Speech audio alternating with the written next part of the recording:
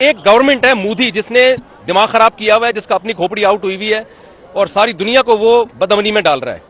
تو ایک آدمی کی کھوپڑی خراب ہوئی ہوئی ہے, سب کو مل کے اس کی کھوپڑی کو ٹھیک کرنے کی ضرورت ہے. لیکن اگر مودی کو شوق ہے لڑنے کا تو آزما لے, تو انشاءاللہ ہم پورا ملک ہمارا فوج کے ساتھ ہے اور منہ توڑ جواب دیں گے انشاءاللہ. لیکن اگر جنگ چھڑ جاتی ہے تو یقین کر لو کہ اللہ نے جنت تلواروں کے سائے میں رکھی ہے. تو بھائی مسلمانوں کو تو جنت میں جانے کا میرا خیال ہے ویسے ہی بہت شوق ہے. پہلگام میں اس نے خود وہ کیا ہے جو کچھ کیا ہے. السلام علیکم ناظرین کرام, آپ کو مکمل ویڈیو دکھاتے ہیں. بھارت کی بزدلانہ کارروائی کا پاک افواج نے منہ توڑ جواب دے دیا. بھارت کو ایسا جواب ملا کہ ان کی چیخیں آسمان کو چھو رہی تھی. قیامت تک وہ یہ دن نہیں بھولیں گے. ان کے 5 طیارے مار گرائے. بھارت جو بڑے تکبرانہ طریقے سے پاکستان پر حملہ کرنے آیا تھا اس کو منہ کی کھانی پڑی. آج جو کچھ بھارت کے ساتھ ہو رہا ہے اس کے پیچھے صرف اور صرف RSS کا مذموم چہرہ جو ہے وہ بے نقاب ہو رہا ہے. آپ ویڈیو دیکھیے پھر اس پر بات کرتے ہیں. دیکھیں, انڈیا اور پاکستان کی عوام کا مسئلہ نہیں ہے. انڈیا میں ہندو ہیں, سکھ ہیں, عیسائی ہیں, مسلمز ہیں. پاکستان میں بھی ہندو بھی ہیں, سکھ بھی ہیں, میجورٹی مسلمانوں کی ہے, عیسائی بھی ہیں. یہ سب ایک جان ہے. ہم جب دوسرے ملکوں میں جاتے ہیں تو میں نے دیکھا ہے کہ ایک ہی پلیٹ میں بیٹھ کے کھا رہے ہوتے ہیں پاکستانی بھی اور انڈین بھی. کوئی فرق نہیں ہے انڈین پاکستانیوں میں. کلچر سیم ہے, زبان سیم ہے. وہ اس اردو کو وہ ہندی کہہ دیتے ہیں اور ہم ہندی کو اردو کہہ دیتے ہیں. تو کوئی فرق نہیں ہے.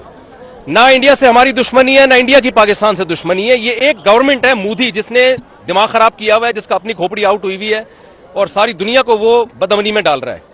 تو انڈین کو بھی چاہیے, پاکستانیوں کو بھی چاہیے, ایک انسان کو قابو میں لائیں. آپ ایک کی کھوپڑی کو سیٹ کر دیں گے پوری دنیا میں امن ہو جائے گا. اس کی کھوپڑی خراب ہو گئی ہے.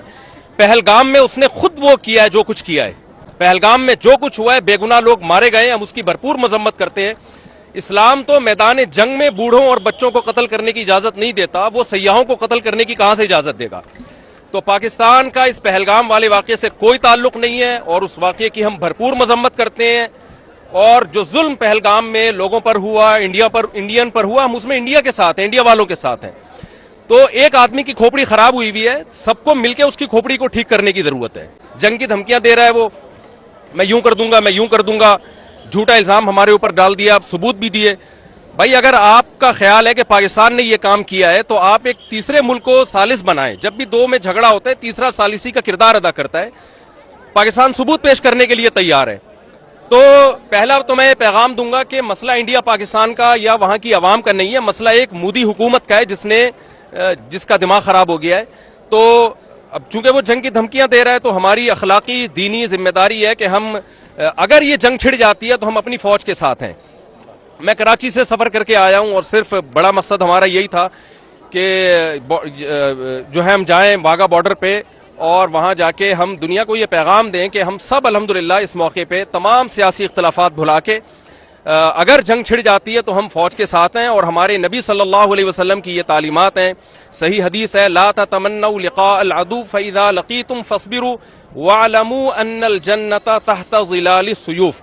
نبی صلی اللہ علیہ وسلم نے فرمایا دشمن سے لڑائی کی کبھی تمنا مت کرو, لیکن اگر جنگ چھڑ جاتی ہے تو یقین کر لو کہ اللہ نے جنت تلواروں کے سائے میں رکھی ہے. تو بھائی مسلمانوں کو تو جنت میں جانے کا میرا خیال ہے ویسے ہی بہت شوق ہے. تو یہ تو شارٹ کٹ راستہ ہوگا ہمارے لیے. الجہاد مختصر طریق الجنہ, نبی صلی اللہ علیہ وسلم نے فرمایا جہاد جنت میں جانے کا مختصر ترین شارٹ کٹ راستہ ہے. تو ہم جنگ کی تمنا نہیں رکھتے, لیکن اگر مودی کو شوق ہے لڑنے کا تو آزما لے. تو انشاءاللہ ہم پورا ملک ہمارا فوج کے ساتھ ہے اور منہ توڑ جواب دیں گے انشاءاللہ. کراچی سے علماء کا ایک بہت موقر وفد یہاں ہماری حاضری ہوئی ہے تاکہ ہم اپنی افواج کو سپورٹ کریں. اور ان موجودہ حالات میں ہمارے لیے اس سے بہتر کوئی عبادت نہیں ہے کہ ہم اپنی فوج کے ساتھ کھڑے ہوں اور اپنے جوانوں کی سپورٹ کریں, ان کی مدد کریں. میں اس موقع پہ 3 باتیں کرنا چاہتا ہوں. پہلی بات یہ کہ پہلگام کا جو واقعہ ہوا یہ ہمارے دین میں, ہمارے آئین میں اس کی کوئی گنجائش نہیں, شرعاً جائز نہیں تھا, یہ حرام تھا, ظلم تھا اور کوئی بھی مسلمان اس کی حمایت نہیں کر سکتا. کسی بھی بے گناہ کو مارنا ہمارے دین میں بالکل اس کی اجازت نہیں ہے. دوسری بات یہ کہ ہندوستان پاکستان پہ اس کا الزام لگا کر بہانہ بنا رہا ہے. تو اس موقع پہ ہمیں یہ چاہیے پاکستان ہندوستان کو کہ ایک تیسرے فریق پر ہم اعتماد کریں, اور تیسرا جو فریق ہے اس میں 3 ملک ہونے چاہیے.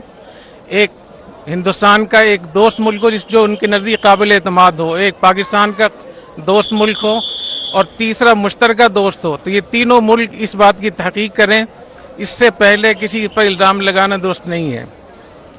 تیسری بات یہ کہ جس طریقے سے مودی حکومت کی طرف سے پاکستان پہ جارحیت کی بات ہو رہی ہے اور مختلف قسم کے الزامات لگائے جا رہے ہیں، اس موقع پہ ہم ان سے بھی کہنا چاہتے ہیں کہ آپ آرام سے رہیں اور پاکستان کو نہ چھیڑیں. اور مجھے ایسے معلوم ہوتا ہے جیسے حدیث شریف میں جو غزوہ ہند کی بشارت ہے اس کے اسباب خود مودی حکومت اس کے لیے انتظامات کر رہی ہے.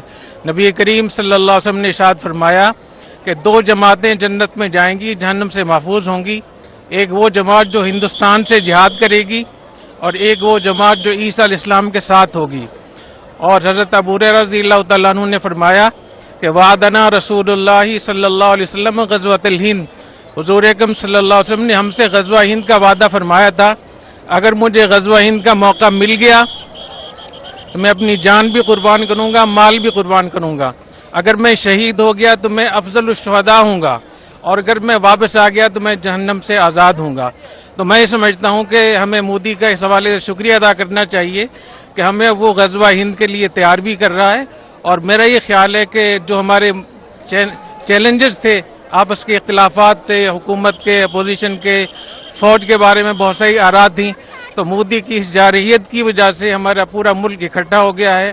ہم اپنی فوج کے ساتھ ہیں اور ہمارے اندرونی بیرونی مسائل سارے اس وجہ سے حل ہو رہے ہیں. تو انشاءاللہ ہمیں بہت امید ہے کہ ہمارے پورا پاکستان اس کے لیے تیار ہے. اور ہم اپنے فوجی جوانوں کی حوصلہ افزائی کے لیے اتنا لمبا ہم نے سفر کیا ہے، ہم ان کے ساتھ ہیں، ان کے لیے ہم دعا کرتے ہیں. اور ان لوگوں کے لیے حدیث شریف میں آتا ہے، حضور اکرم صلی اللہ علیہ وسلم نے ارشاد فرمایا کہ جو لوگ محاذوں پہ لڑتے ہیں ان کی عورتوں کی حرمت ایسی ہے جیسے تمہاری ماؤں کی حرمت ہو. تو ہماری افواج کے جو گھر والے ہیں، خواتین ہیں، ان کی عزت، ان کی ناموس، ان کی دیکھ بھال، یہ ایسی چیز ہم اپنی ماں کو دیکھتے ہیں. تو انشاءاللہ ہم ان کے ساتھ ہیں. اور میں اس موقع پہ کرنل صاحب کا بہت شکریہ ادا کرتا ہوں کہ انہوں نے ہمیں موقع دیا اور اتنی زبردست پریڈ ہمیں دکھائی اور جہاد کا ایک منظر تھا اور غزوہ ہند کی شروعات ہیں. اللہ تعالی ہماری افواج کو، کرنل صاحب کو بہت جزائے خیر عطا فرمائے. میں اپنی پوری وفد کی طرف سے، ٹیم کی طرف سے شکریہ ادا کروں گا. اللہ تعالیٰ بہت جزائے خیر عطا فرمائے. بہت شکریہ.